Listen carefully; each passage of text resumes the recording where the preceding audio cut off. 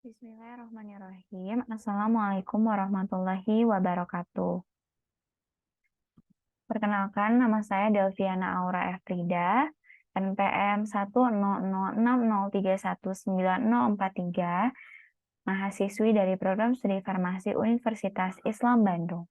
Pada kesempatan kali ini, saya akan menjelaskan mengenai review artikel dari kandungan antioksidan pada daun kelor Moringa oleifera dan potensi sebagai penurun kadar kolesterol darah. Untuk memenuhi mata kuliah fitofarmaka mengenai materi fitoterapi sistem kardiovaskular, aterosklerosis, dan hipertensi. Berikut adalah daun kelor, di mana nama tanamannya ini meliputi nama ilmiahnya adalah Moringa oleifera, kemudian nama daerahnya yaitu ada kelor pada suku Sunda, Jawa, Bali, dan Lampung, kemudian maronggih pada Madura, moltong dari Flores, keloro dari Bugis, ongge dari Bima, dan haufo dari Timur. Latar belakang pengujian ini adalah yang pertama itu berawal dari suatu penyakit kardiovaskularnya itu sendiri, karena merupakan salah satu penyakit di mana sebagai permasalahan dalam dunia kesehatan.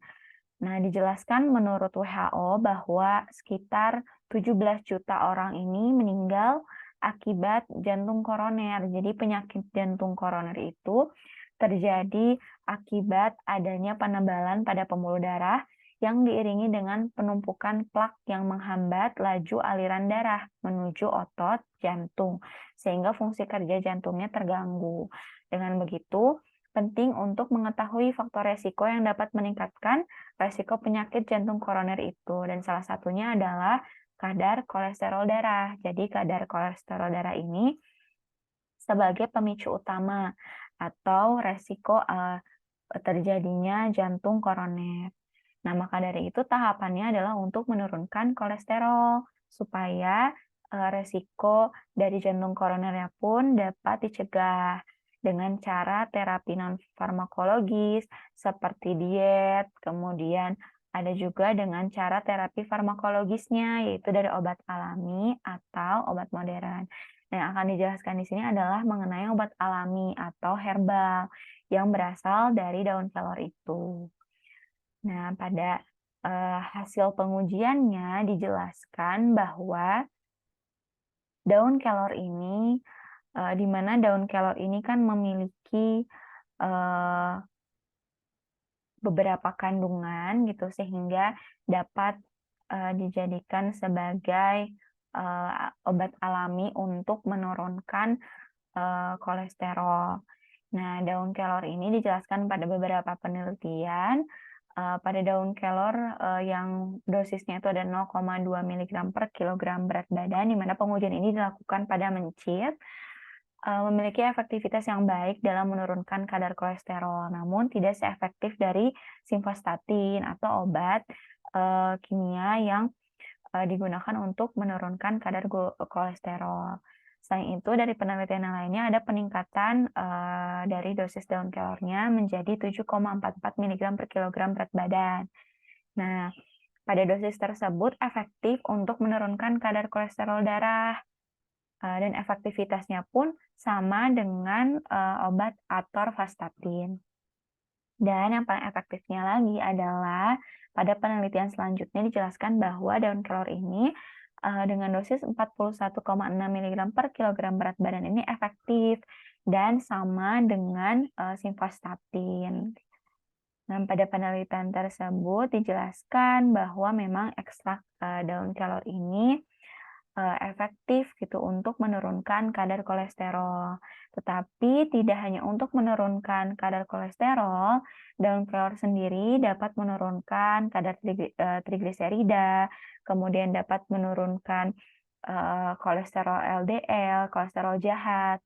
Namun, diduga bahwa ternyata daun kelor ini tidak efektif untuk menurunkan kadar kolesterol pada manusia. Jadi harus memperhatikan dosis, bahwa setiap manusia pun diberikan dosisnya pun kan tidak sesuai atau tidak tepat pada setiap orang tuh berbeda-beda.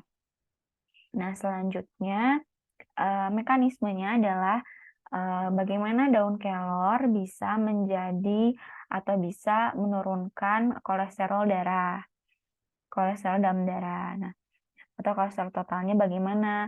Nah, caranya itu yang pertama dilihat dari kandungan daun kelornya itu sendiri. Daun kelor sendiri memiliki kandungan vitamin C, beta karoten, beta sitosterol, flavonoid, dan polifenol, di mana mekanisme aksinya itu berbeda-beda dalam menurunkan kolesterol sebagai suatu penyebab gitu terjadinya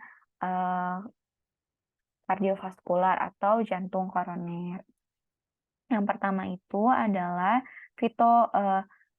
vitamin C. Yang pertama adalah vitamin C, di mana vitamin C ini memiliki mekanisme kerjanya yaitu dengan cara menghambat oksidasi dengan mekanisme kerjanya bereaksi dengan radikal bebas. Jadi berikatan dengan radikal bebas yang reaktif dan nantinya akan membentuk atau menghasilkan radikal bebas yang tak reaktif relatif stabil.